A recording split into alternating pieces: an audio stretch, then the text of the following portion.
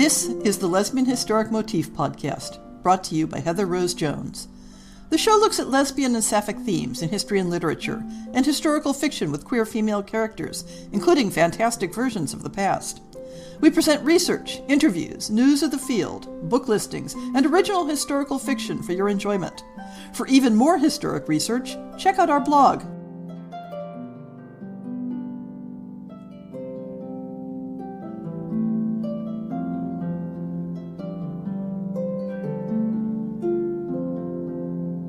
Welcome to On the Shelf for November 2025. Is everyone enjoying the season of spooky stories and pumpkin spice lattes? We'll have a seasonal story later this month as the fourth quarter fiction episode, but first I'll be setting up some background in the mid-month episode. Back when I was doing an episode every week, and how I managed that I no longer remember, I'd occasionally reprise a previous episode to give myself a little break. It's been about 5 years since I did a reprise, and this time it isn't for lack of content, but to provide context for the fiction. Our story will be an alternate view of Christina Rossetti's classic poem, The Goblin Market, a view that addresses the shadows of prejudice and anti-Semitism that haunt the poem's imagery. Maya Dworsky-Roach's story, Ma'am, This is a Fruit Stand, rather assumes that the audience is familiar with Rossetti's work. So to create the optimal context for its reception, I decided to repeat the Goblin Market episode before airing it. This month's story won't be the last I have on tap. I have a pair of shorter works already lined up to air in January. But January is also when submissions will be open for next year's fiction series. I'm always delighted by the quality of work I have to choose from. But I'm also always deeply anxious when the majority of submitters wait until the last few days of the month to send their work in. There's no absolute benefit to submitting earlier or later, but you'll make this podcast host much happier if I'm not spending most of the month freaking out that I won't get enough submissions. So spread the word. Read the submission guidelines, linked in the show notes, and get those stories in as early in January as you can so I can relax. If you follow the podcast through my blog, I'm working on a minor update to the site. Podbean, my podcast host, provides a player widget for each episode, which I've been noting down but not using because I couldn't just plug them into my existing blog structure. Well, after a very productive work session with my web consultants, I now have a field for entering the player widget. So going forward, you can play the episode directly from the blog with the transcript. It'll take me a while to go back and add the widgets to the back catalog, all 325 episodes. Another thing we started working on for the website is more on my authorial side and will take a while to set up, but I hope to have my own storefront eventually to sell my self-published work as well as autographed copies of my other books. And who knows, maybe someday there will be podcast merch, if I ever figure out what people might be interested in. What would you love to have in the way of Lesbian Historic Motif Project merchandise? Speaking of books, I've been putting in some serious work on the book version of the project, though there's still a very long way to go. At the moment, I've been working through the introductory material, talking about what the purpose of the book is, what the content will be, and setting out some background for understanding my approach to lesbian and sapphic history. It'll probably be a couple years before I have a finished draft, despite having a lot of existing texts to work with already. You have to keep in mind that I'm also writing some novels at the same time. And of course, even as I work to codify my research in fixed form, I continue to read and process research articles and books.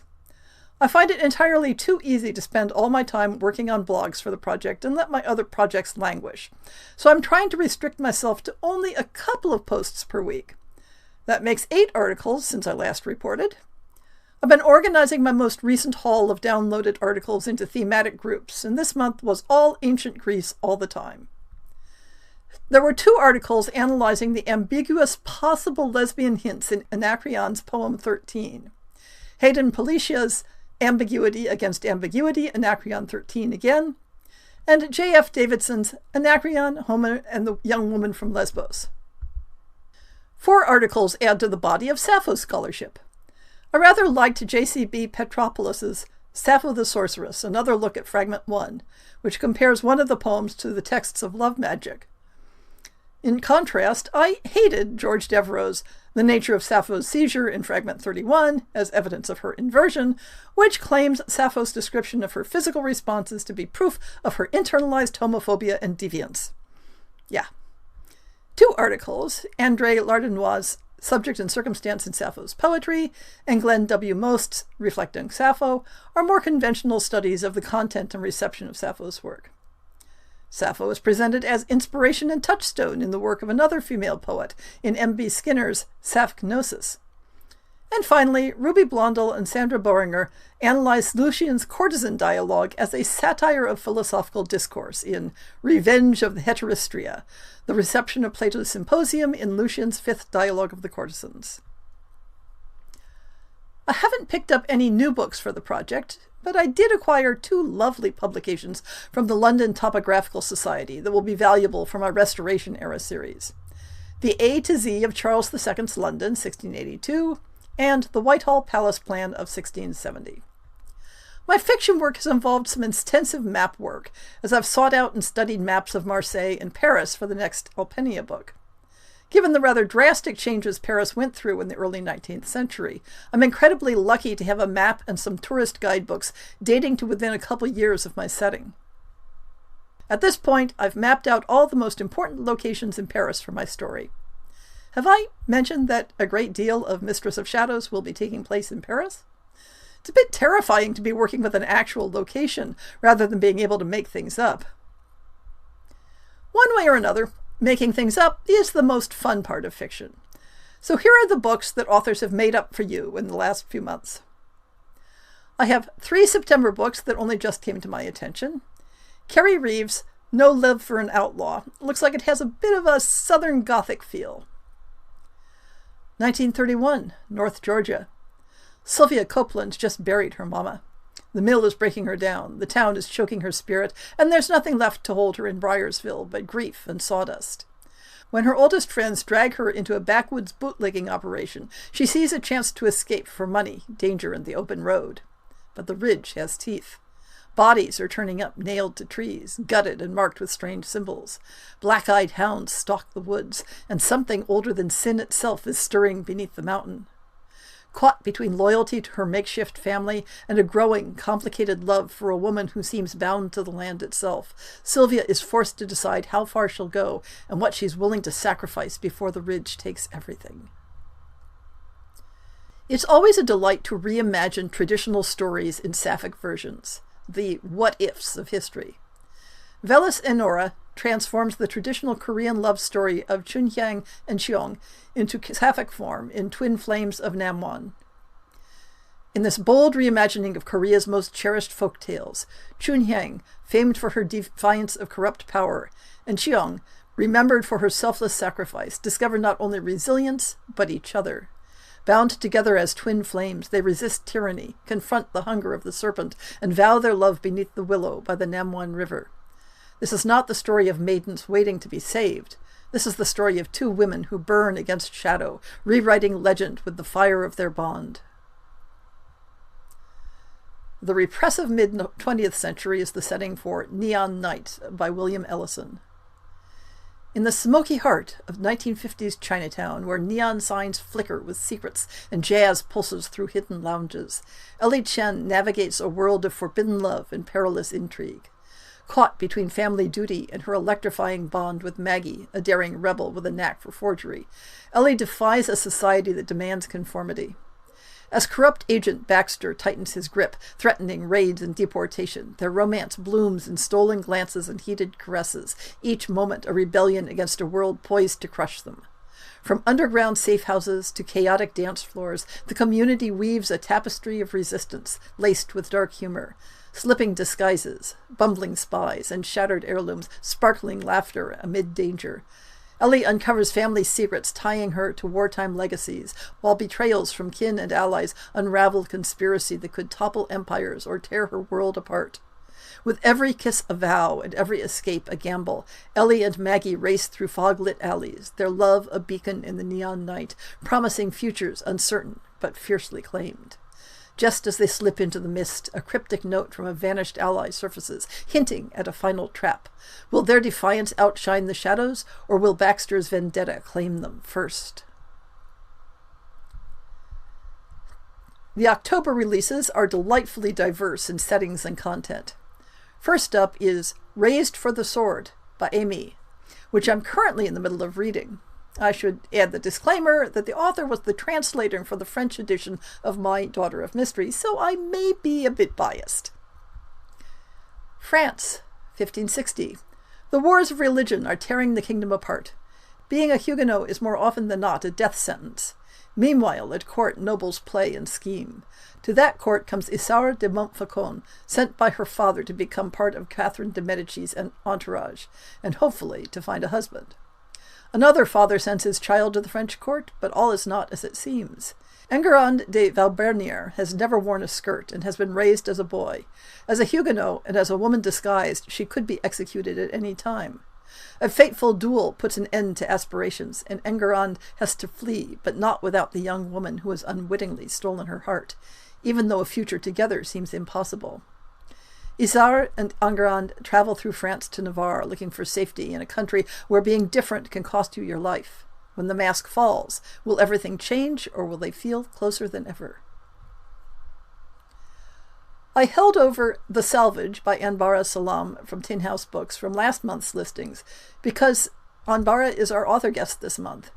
Check out the interview later in the podcast. It is 1962, and Marta Corey, a trailblazing marine archaeologist, has been called to Cairnroch, a small island off the east coast of Scotland. A Victorian shipwreck dragged from Arctic waters holds the remains of a celebrated explorer and the treasures of his final expedition. But on her first dive down to the ship, Marta becomes convinced she has seen a dark figure lurking amid the wreckage. When the Cuban Missile Crisis and the deep chill of a record-breaking winter keeps Marta stranded on Cairnroch, she forms a relationship with Elsie, a local woman working in the island's only hotel. When the ship's artifacts inexplicably disappear, Marta and Elsie have to brave the freezing conditions to search for the missing objects before anyone else catches on. As something eerie seems to follow her at every step, Marta must confront if the haunting is a figment of her imagination, the repercussions from a terrible mistake from her past, or if something more sinister is at play that will trap her and everyone on the island, and their secrets, in an icy wilderness. I don't usually include reissues in these listings, but every rule has its exceptions. Danny Collins has an out-of-print collection of short, spicy historic romance stories entitled Lovers and Liaisons, and has now issued them as individual titles. Only one of the stories is sapphic, A Lady for a Highwayman. Robbing aristocrats at pistol point is a last resort for Velvet. Her fortunes have fallen and she has no choice. She really shouldn't have stolen a kiss when she stole the young woman's locket, though, especially because that young woman was resourceful enough to track her down. Facing a marriage she doesn't want, Annabelle finally experiences passion in an unexpected kiss. She wants more, but meeting Velvet again for a passionate encounter is only half the battle. Annabelle is still expected to marry, and Velvet will never survive being exposed as a thief. Time is running out. What options do they have beyond living the life of fugitives?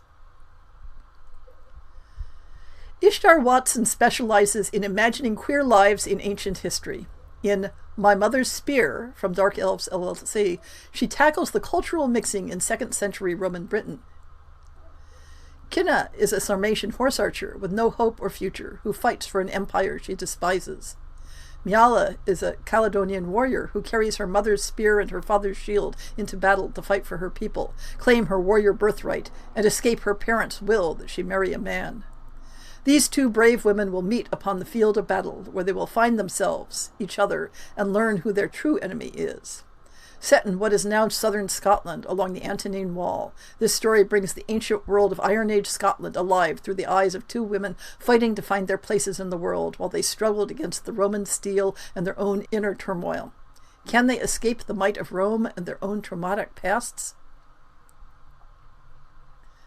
Phoenix is the 9th Intertwined Souls novel by Mary D. from Ozip Publishing.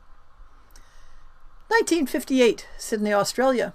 When Zoe becomes the target of a vicious smear campaign by Australia's revered decorated war hero turned radio host, she's quickly plunged into a battle of public opinion to defend her art and wartime service. Recovering from a grueling surgery and with her 30th birthday fast approaching, Zoe fights to protect her integrity. Meanwhile, Eva's company, Lambros Industries, is under siege. With their professional reputation on the line after a slew of government contracts mysteriously disappear or outbid, Eva can't escape the creeping suspicion that someone is targeting them. Their adversary has been playing the long game. To what end? Combining the trends of Gothic novels and the Roaring Twenties, S.M. Namkung gives us Ophelia. After a brief stint in Italy, working under a master painter, Lawrence Stoner returns to America craving inspiration. Drawn to the wild coast of Maine, she takes up residence in a seaside hut, hoping to secure a commission from one of the wealthy summer elites. Shortly after putting out an ad, Lawrence receives an invitation to dine at Ashmore Hall. Despite the whispered warnings and ghost stories, Lawrence accepts and is immediately captivated by its enigmatic and beautiful mistress, Ophelia Aldane. The number of dead continues to rise, but Lawrence finds herself hopelessly ensnared in Ophelia's web of allure. As those closest to her begin to fall prey, Lawrence feels death drawing nearer with every passing day. Lawrence must confront the darkness, or risk being consumed as well. Between Two Silences by Shannon O'Brien is set in 1943 Stockholm during the height of World War II. Neutral Sweden is a cold, quiet sanctuary, but for war refugee Rivka Weiss, every silence holds a memory she can't escape. After fleeing unimaginable horrors, marked by the fading numbers on her forearm, she is placed in the care of a Swedish stranger. All Rivka wants is a place to stop moving. Ingrid Björklund is a woman of rigorous order. Ice lady. Her world is meticulously measured by thick-cut bread slices, 4 clockwise coffee stirs, and a front door bolted out of discipline. When the guarded, silent Rivka arrives on her doorstep, Ingrid is forced to confront a life she has systematically kept simple. She sees the scar through Rivka's eyebrow and the pain in her eyes, yet she says nothing. What begins as distance soon feels like a thread drawn taut, threatening to break the quiet order of Ingrid's life and the protective shell around Rivka's heart.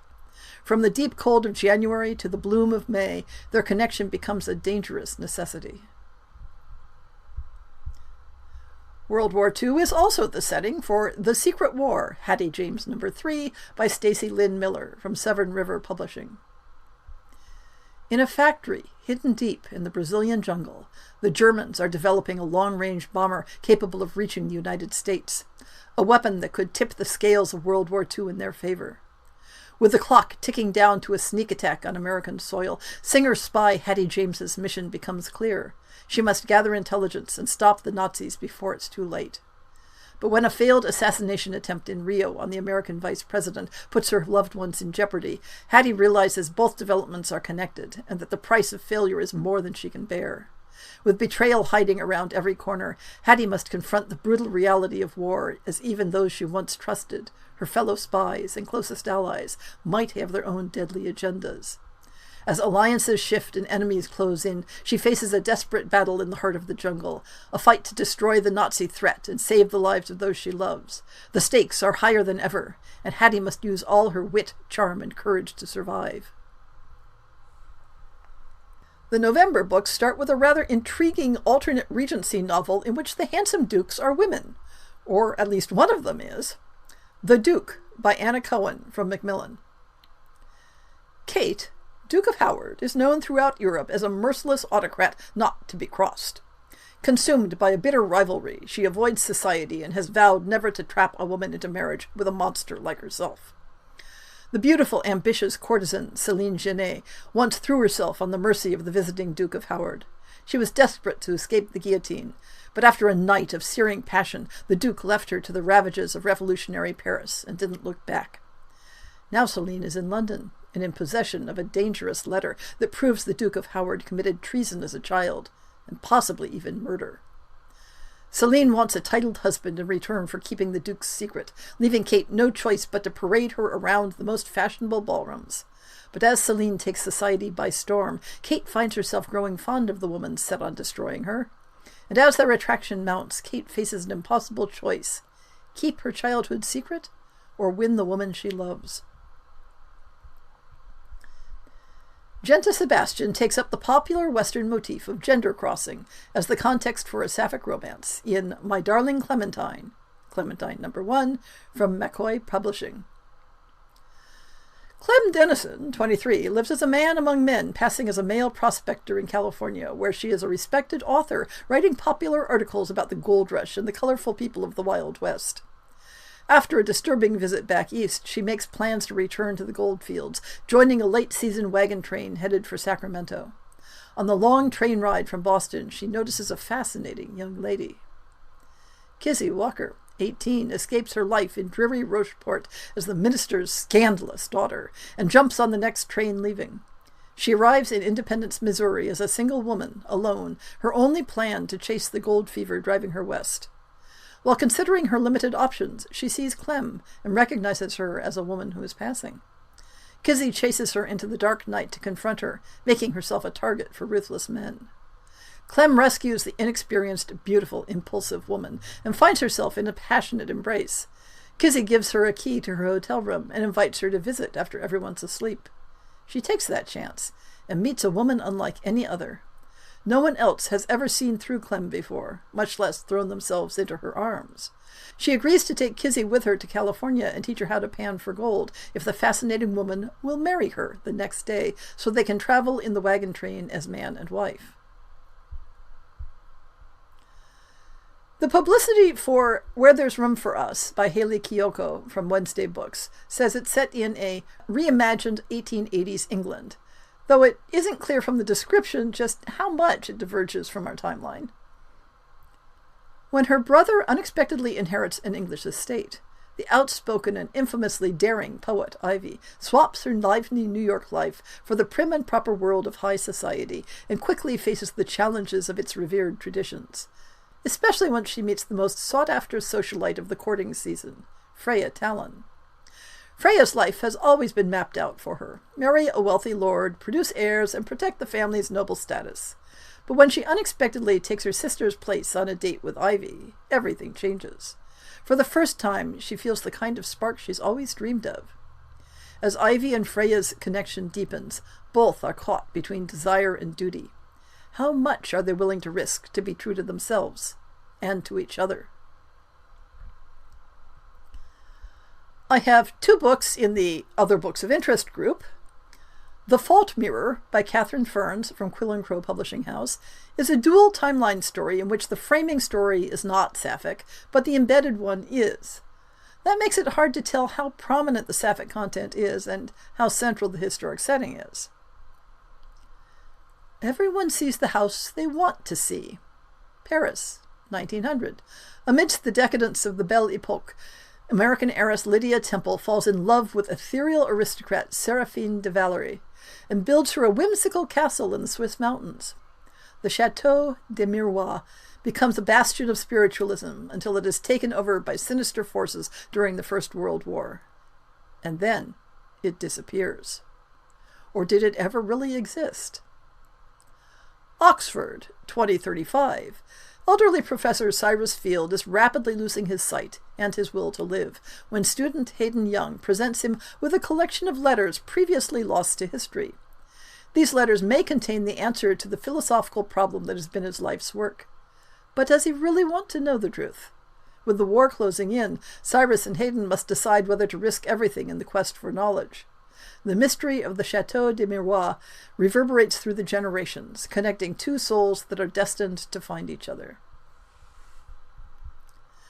The second title is even a bit more marginal as a historical, relying on magic and reincarnation. As Many Souls as Stars by Natasha Siegel from William Morrow Paperbacks. 1592. Sybil Harding is a first daughter. Cursed to bring disaster to those around her, she is trapped in a house with a mother paralyzed by grief and a father willing to sacrifice everything in pursuit of magic. Miriam Richter is a creature of shadow. Forged by the dark arts many years ago, she is doomed to exist for eternity and destined to be alone, killing mortals and consuming their souls for sustenance. Everything changes when she meets Sybil, whose soul shines with a light so bright she must claim it for herself. She offers a bargain. She will grant Sybil reincarnation in exchange for her soul. Thus begins a dance across centuries as Miriam seeks Sybil in every lifetime to claim her prize. Sybil isn't inclined to play by the rules, But when it becomes clear that Miriam holds the key to breaking her family curse, Sybil finds that, for the first time in her many lives, she might have the upper hand. As they circle each other, drawn together inescapably as light and dark, the bond forged between them grows stronger. In their battle for dominance, only one of them can win. But perhaps they can't survive without each other. And what have I been reading? I'm mostly back to audiobooks and coming to rely more and more on what I can borrow from Libby. I had started reading Angel Maker by Elizabeth Bear in print, but kept getting slowed down by the dialect-heavy writing style. As with poetry embedded in stories, like Tolkien, I find I have to sub-vocalize dialect in order to parse it, which is an entirely different reading style than usual. So I switched over to audio and enjoyed this fun romp through alternate history with all the steampunk bells and whistles, but that addresses real historic social issues as well. In general, I'm not a fan of horror, so even though T. Kingfisher is an auto-read for me, I sometimes shy away from the titles marketed as horror. But although A House with Good Bones is pervaded with a sense of growing menace, it never felt too scary for me. There is artful depiction of the everyday awfulness of ordinary people. I've been continuing my read-through of Martha Wells' Murderbot series. This month, I listened to Rogue Protocol, Exit Strategy, and Fugitive Telemetry, finally catching up to re-listen to Network Effect. On re-listen, I think my original impression of Network Effect was skewed by listening to it out of order, because a lot of the interpersonal stuff made far less sense when I was coming in at the middle of the series. On the other hand, my impression stands that the story is very heavy on the blow-by-blow combat descriptions, which just isn't my thing. I've also started a reread of my own Alpenia series to help get my brain in the right space for working on Mistress of Shadows. As previously mentioned, this month we're happy to welcome Anbara Salam to the show. Today, Anbara Salam is joining the Lesbian Historic Motif Podcast to talk about her new novel, The Salvage. Welcome, Anbara. Hi, thank you so much for having me. Why don't we start with a brief synopsis of the book? So The Salvage is eerie literary fiction. It's set in the early 1960s on a remote Scottish island, and it's about a marine archaeologist called Marta Khoury, who is summoned to this island in order to dive down into a shipwreck. On her first dive down into the vessel, she thinks that she may have seen something in the wreckage. And the novel follows Marta's stay on this island over the course of that winter. So that's the winter of 1962 into the early 1963, when there was a sort of record-breaking storm in the UK. So it's a very frigid winter for her and the island's inhabitants are kind of trapped there. So that's what the novel is about. And because this is the Lesbian Historic Motif Project, how does the sapphic aspect come into it? Sure. So the novel is sort of part Gothic and part sapphic love story. So while Marta is on the island, she starts a relationship with a local woman, and the novel follows their love affair. That's not a spoiler, because actually we find out quite soon about their attraction to each other and their relationship. Mm-hmm. So my own personal definition of historic fiction tends to be like before I was alive. Mm-hmm. So the setting of The Salvage in the 1960s is kind of right on the edge of that for me. What was it about this story that called for that specific setting and time? Oh, that's a great question. I know I often get this reaction from people, because when you say you write historical fiction and then you say you've written a story in the 1950s or 60s, people are kind of horrified.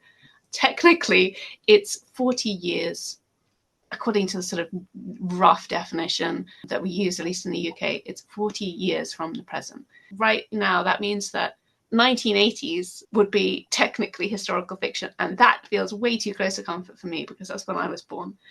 So no, I'm right with you. So the novel is about the 1962, this deep winter. What I'm really interested in as a writer is kind of looking at these historical moments that almost take place right before a moment of really profound social change. So my earlier novels have been set sort of mid-1920s or right at the end of the 1950s.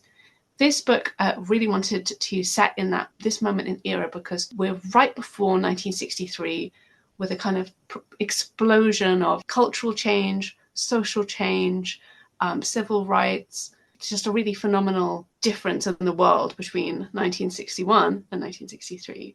And I was really interested in the idea of this kind of deep, dark winter, the sort of long night of the soul, that before this really profound moment of social transformation that's going to happen after the end of the events of the book. Uh-huh. Because when we think of, you described it as sort of Gothic, and we tend to think of Gothic as being much earlier, but then the essence of Gothic is isolation and claustrophobia, and setting it on an island really helps with that, I think. Yeah, absolutely. I mean, I love putting my characters in contained spaces and then watching them struggle, which is maybe sounds a little bit cruel. Somebody very wise, wiser than me, talked about the Gothic as a sense of something that should be gone and isn't.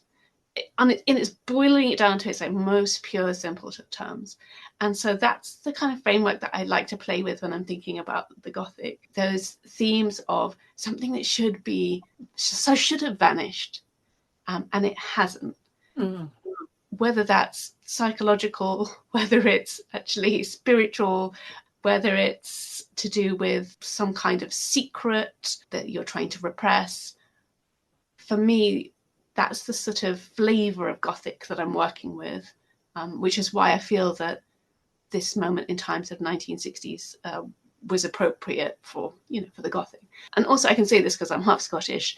There's something quite Gothic about remote Scottish locations, whether it's the weather or the kind of dour outlook on life. It's hard pressed to find a more Gothic location than a remote corner of Scotland. So selvedge diving, how did you get interested in that? Oh, I just think it's fascinating. I can barely swim, so this is absolutely nothing to do with my personal experience at all. For the research for the novel, I actually spoke to a marine archaeologist who works at the University of Edinburgh and got some tidbits from her about how this actually works in practice. And what was really fascinating, speaking to this archaeologist, is that how little the challenges for women in this profession have changed since the early days of scuba diving and sort of diving marine archaeology as it is. Because marine archaeology really wasn't invented and kind of defined as a kind of new science. And just when this book opens, right in 1961, 62. So I was really struck by how women in the profession really still face the same kind of challenges. And obviously that's interesting to me as a woman. You can't get more Gothic than the idea of somebody in their profession who literally unearths things that have been sunken and hidden and tries to solve their secrets. Turning back to the sexuality aspects of the story, I sometimes think it is as hard to research historic sexuality in the mid-20th century as it is in earlier centuries, because things have changed so fast in the last half century. What was that like to try to get a sense of how to present these characters in that particular setting? Oh, it's so interesting. And I mean, this is, again, this early 60s, so 62, this winter, is such an interesting moment in time in terms of what's happening in the UK, conversations about homosexuality and queerness, kind of unfortunately, I suppose, the way that the public discourse about female queerness, it really just wasn't there.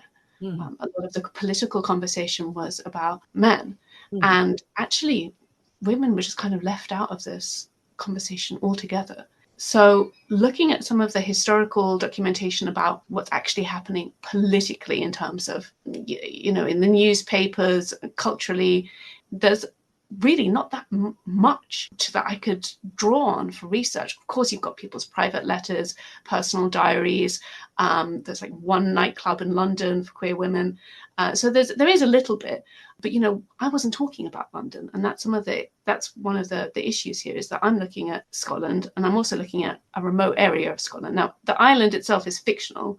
in the novel, but it's of course I'm drawing on regional sort of similar places. And so, I mean, the archival material was very slim.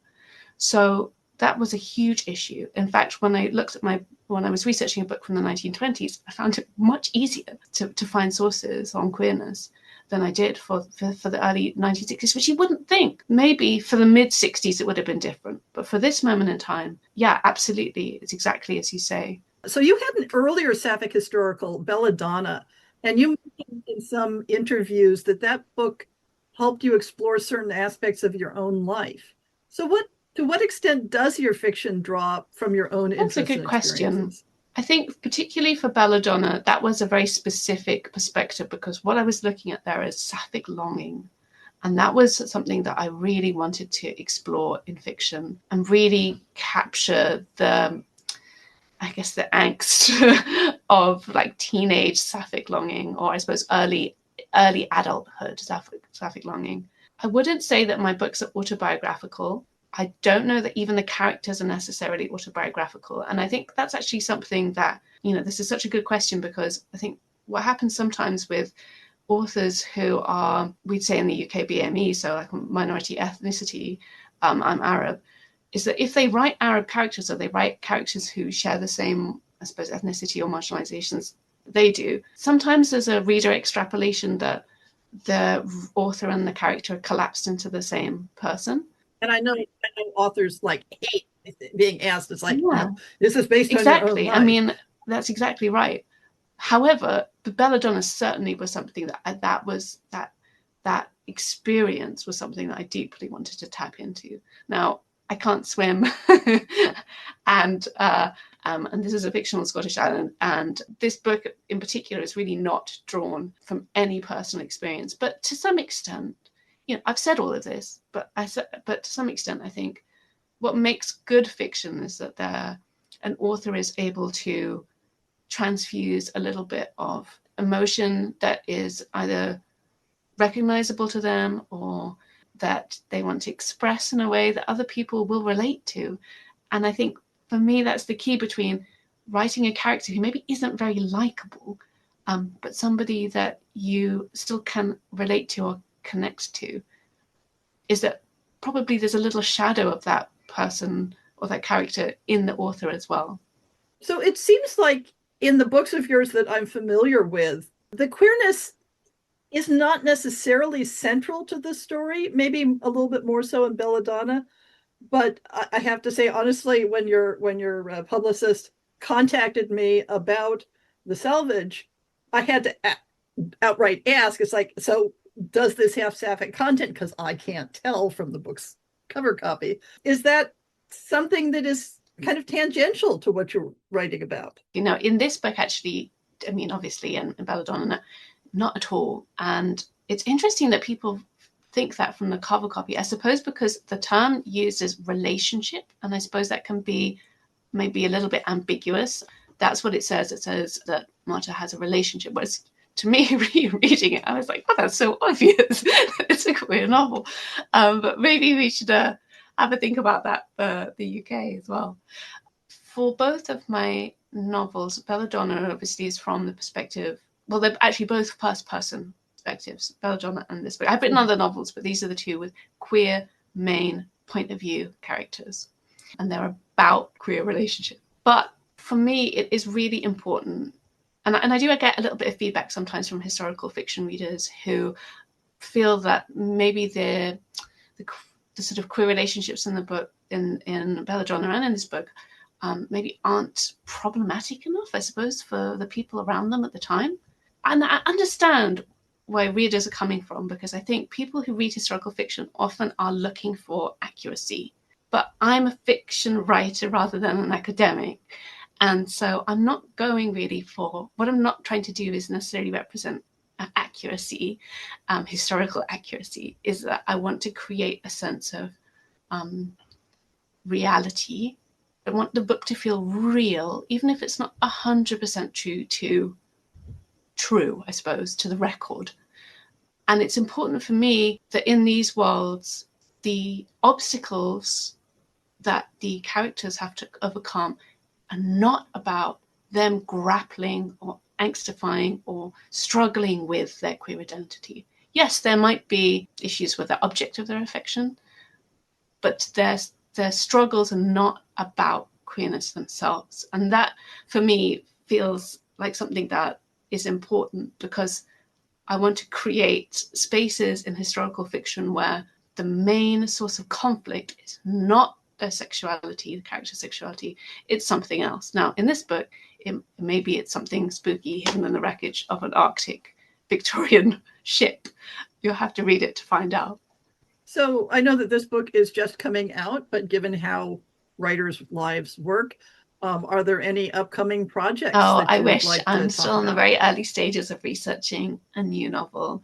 I've recently had a baby, so I'm taking it a little slower, I think. So, anybody wanted to follow you on social media? Sure. Well, I'm no longer on Twitter or X. I'm on Instagram. You can find me there. Ambara Salam. It's just my first name and second name.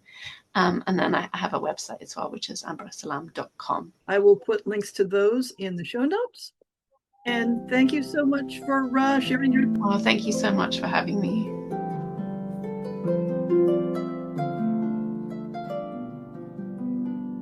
I hope you've enjoyed this episode of the Lesbian Historic Motif Podcast. See the show notes for links to people and topics. Most shows will have a transcript linked as well. If you have a book announcement, a topic suggestion, or might like to appear on the show, please drop me an email. If you enjoyed this podcast, please rate it and subscribe on your favorite podcast app, and consider supporting our Patreon.